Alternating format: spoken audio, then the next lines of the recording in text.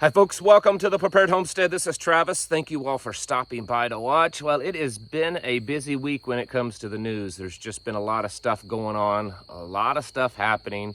Some things serious, some things strange, and some of it, you just want to shake your head at it and just, you don't understand why.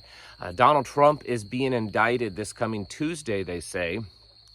He's scheduled to be in court, to be arrested, and to be arraigned on charges related to all those classified documents that they found in his home. Now, these are federal charges, unlike the last time, and they're saying that it could be up to 100 years in prison if he's convicted.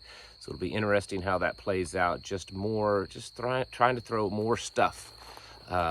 Especially when all this other stuff that's happening with the Biden family and all the corruption there, the FBI, Clintons, but they're going to focus on this one. 350,000 Teamsters are working on going on strike. These are with UPS, and they have been trying to negotiate a new contract for a while, and it's not working out. And so there's threats of a strike, which would be pretty big deal for the overall economy, because UPS is a big part of the movement of goods and the logistics and everything of getting all of your next day deliveries from Amazon and all the other places you buy. So that one could have some pretty good effect on the country. The White House has announced another $2 billion that they're sending Ukraine because we have so much money. I mean, we're just swimming in it, and we might as well just give it away. So we're going to send $2 billion over to Ukraine, which is, who knows if it's going to do any good. Ukraine is officially announced that they are engaged in their counteroffensive against Russia, and depending on which news report you look at, it's doing pretty well or it's failing miserably. But there's definitely a lot of very intense fighting going on in regions around the eastern border of Ukraine with Russia because of this counteroffensive. China is putting in a spying facility in Cuba. Now, it seems right now that most sides are kind of denying this, but there's a lot of evidence indicating that they are working out a deal with the Cubans so that they can have a facility there to spy on us. I don't know why this is a big surprise. Kind of almost seems like it's common sense that they would be doing something like this. And Pride Month is in full force, so our government just has no time to pay attention to this, because if you get online, every agency and department of the federal government has been broadcasting all over their social media feeds of how proud they are to fly a rainbow flag. In fact, the United Nations replaced all 193 flags at the Rockefeller Center with just pride flags. Yeah. Other things, there's a new bacteria that's floating around that's killing 50% of the people. Yep, 50% mortality rate. There's all kinds of talk about that. And of course, this fire up in Canada is just playing havoc, especially in the Northeast, the orange clouds in New York, Washington, D.C., other places like that. It'll be interesting if anything more comes of this in relation to the truth, because there seems to be more and more speculation that this wasn't natural and it wasn't just started by some arsonist, but maybe that there was some kind of more nefarious thing going on there. And then it's also strange that the smoke is orange. Another thing that burns orange smoke, burning ammonium nitrate, all that stuff that was missing off of the train a few weeks back, the 60,000 pounds of it, that stuff burns orange too. So that's just interesting. And then finally, aliens have landed, folks. Aliens landed in Las Vegas, according to Eyewitness News and the local police department. There's video out there of it, but it's really, really fuzzy. Yeah, can't really see anything. I watched it over and over again several times yesterday, and I personally can't see anything. But there's lots of eyewitnesses that claim an alien spacecraft landed in someone's backyard. large 10-foot aliens or so were walking around, and then apparently they disappeared. A lot of black suburban big SUV activity in the area, and then they were gone.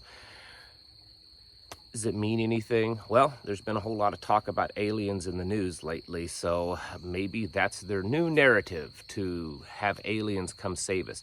At some point, though, all of this stuff, you know, we can laugh about it, we can moan about it, we can roll our eyes or just shake our heads in disgust. Either way, what I see when I see all this stuff in the news, whether it's all connected or not, is that we are, as a society, we are, I feel, fully entered the phase of collapse. Now, I don't know that we're necessarily very far down that road, but we've definitely entered that phase. And what has to happen in a collapse, especially an orchestrated collapse, is everything has to fall apart. It has to seem like we're just in this state of despair, and that the whole nation and the society is just coming apart at the seams. They want it that way, because when they bring in their big reset and their beast system and their global one world government, we have to be in a state of just have lost all hope, because society's fallen apart, because violent crimes are through the roof, because disease is spreading everywhere, the economy is crumbling, and just faith and trust in leadership is gone. It has to be at that point, because see, America used to be the strongest, the biggest, the baddest, the one that everyone else in the world looked up to. You know, everybody wanted to come here. Everybody looked up to us. They wanted to be American. They wanted our money. And they wanted to be like us. And when a country is in that place, well, they're not going to give up their sovereignty so that they can be part of a one world government that doesn't really benefit them, because they're the biggest, baddest, and the best. Well, for America to be part of this, we have to crumble. We have to fall. And so that's what we're seeing. We're seeing all this chaos and this, it just seems like we are at the end of days, right?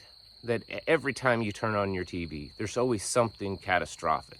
Every time you look at the news feed on your phone, there's always some nation that's ready to go to war, or some country that's ready to dump our dollar, or more disgusting, evil perversion just being spread around and encouraged and taught to your children.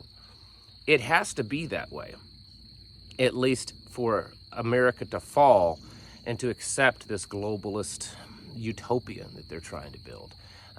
So it, as bad as it is to see it, it shouldn't be a shock to any of us that this is happening. In fact, it should be just another sign. It doesn't even matter what specifically that is falling apart. It doesn't matter what specifically bad news that we're seeing, you know, in our news feed. It's the fact that it's happening a lot. It's happening all the time, and it's pretty intense. In fact, a lot of the things that are happening, or that have been happening recently, that you and I might say, well, that's pretty significant, but it's not a huge deal. If something like that had happened a year ago, or 5 or 10 years ago, a lot of times people would have thought it was a big deal. You know, look at all these countries that are dumping the US dollar. I mean, how many have there been now? I've lost track of them. 2, 3 dozen at least, that are saying that they don't want any part, or at least some part, of the US dollar. That would have been headline news 5 years ago. It would have been all over the place. We have gone to war. We have assassinated sitting world leaders that have made the threats to go off the US dollar. And yet there are countries right now all over this planet that are walking away from it, that are publicly saying that the US dollar is evil and they need to dump it. And nothing's being done about it. No one's really talking about it. It's just kind of a blip in the news, and we move on to the next thing. It's because we're being conditioned because of all of the stuff that's being thrown at the wall. And some of it's significant and some of it isn't. But the point is that we're being conditioned to accept it as normal. The things that are happening, I mean, can you imagine 10 years ago how the news would have handled the Donald Trump indictments. A former president that the evidence is really thin and the seriousness is really thin during the middle of a campaign, and yet, you know, people are okay with it. The fact that China is flying their ships and sailing sailing their ships and flying their planes right in front of us, and they're building a spy facility just a few miles off of our border. I mean, that should be headline news, and people should be really upset about it.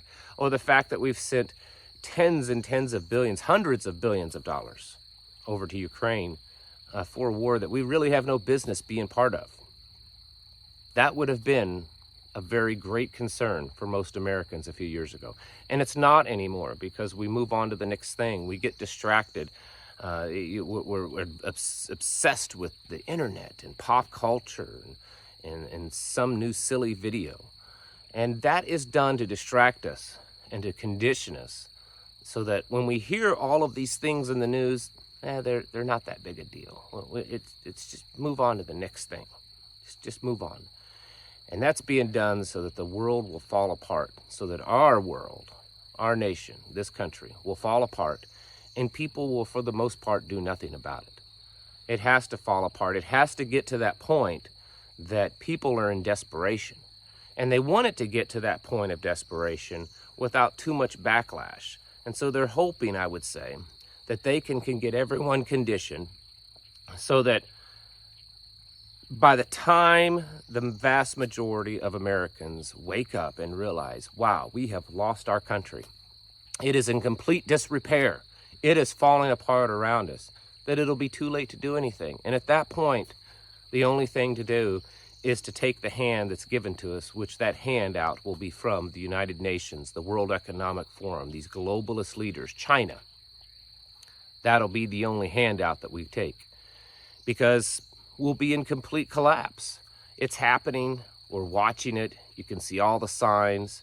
You can see the corruption, the evilness, the downfall of a nation.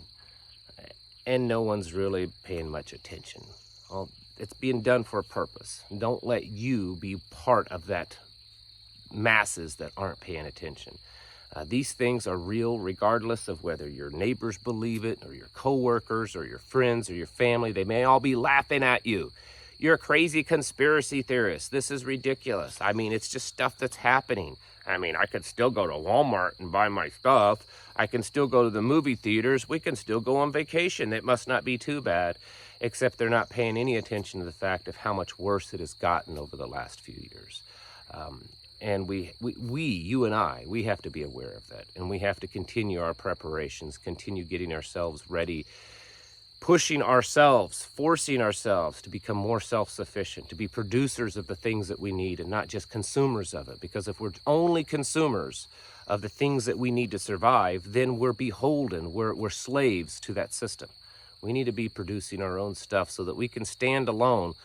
When this ship starts sinking, it's not going to bring us down with it. Folks, get your houses in order and prepare yourselves mentally, physically, and spiritually. Thank you for watching, and I'll catch you in the next video.